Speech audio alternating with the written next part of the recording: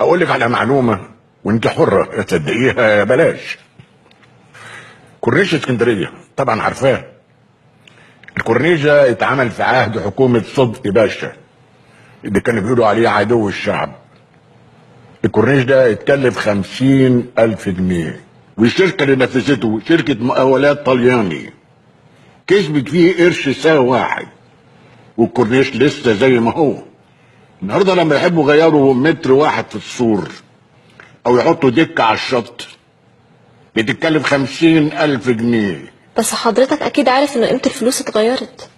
عارف يا بنتي، عارف ان قيمه الفلوس اتغيرت، وان الجنيه النهارده يساوي قرش ساغ، وان الجرنان اللي كان بقرش النهارده العادي بجنيه، واللي محشي اعلانات بجنيه وربع. عارف. انا كان هدفي حاجه تانية، الدقه في التنفيذ والامانه في التعامل. لا حد غش ولا حد سرق ولا حد خد عموله ولا كورنيش غطس تحت ميه البحر. بص المشاريع الايام دي طرق بتتسلم وبعد شهرين بتبقى اسهل طرق للموت. الكباري اللي بترقص وتترعش تحت العربيات، ولا مشاريع العمارات اللي بتتهد قبل ما حد يسكن فيها. الفساد. الله ينور عليك، اديكي قلتها، بس عايزه اقول ان الفساد ده في كل الدنيا. عندك حق، بس الفساد اللي عندنا غير اللي في كل الدنيا. الفساد اللي عندنا متدلع متهني، في اللي بيطرطب عليه. الفاسد في بلدنا مهم، مع ان في جميع انحاء العالم كريه ومكروه. الفاسد مجرم، واي مجرم مصيره ايه زي ما انت عارفه؟ السجن طبعا. السجن والفضيحه والعار. في الزمان ده زي ما في غسيل اموال في غسيل بني ادمين. الواحد منهم يقدر يشتري جرنان يقول فيه قصائد شعر، او يبقى الراعي الرسمي اللي مطرب يغني له، او يفتح قناه تلفزيونيه يعرض فيها مبادئه، ومش بعيد يعمل جمعيه خيريه ويطلب من الناس انهم يتبرعوا لها.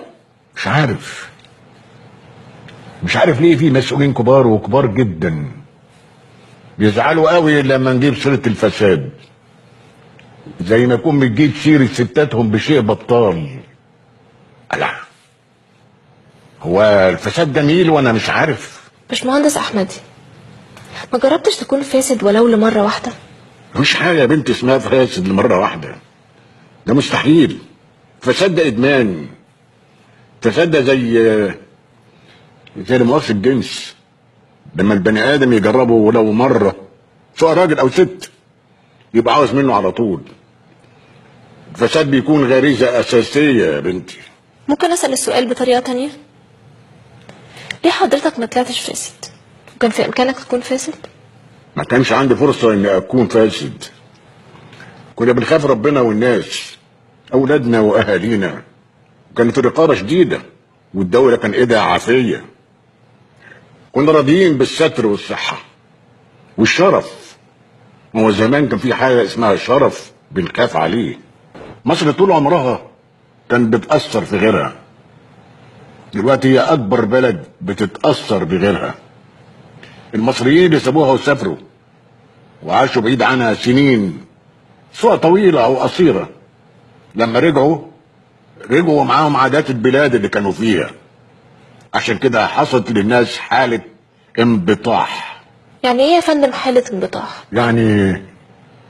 يعني ضياع الهوية المصرية، الروح المصرية، الخفافة واللطافة والظرف والمفهومية.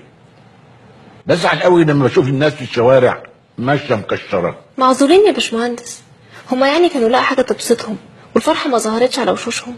لا يا بنتي لا، الحكاية غير كده خالص. المصريين طول عمرهم عايشين في بنك، أغلب سنين عمرهم وفوق دماغهم حاكم ظالم سواء منهم أو من بلاد غريبة، لكن عمرهم ما كانوا يعرفوا حاجة اسمها كآبة. الأيام دي زي ما تكون الكآبة اتفرضت على المصريين بالقوة الجبرية. وحضرتك شايف ان القوه الجبريه دي من بره مصر ولا من جوه مصر؟ ما هو اللي بره بقى جوه يا بنتي. ازاي؟ عدوك يحط لك في بيتك فيران وهي تولد وتعيش براحتها. بلدنا الايام دي مليانه فيران، ولما الفيران تكتر في بلد اعرفي ان الطاعون بيدق على بابها.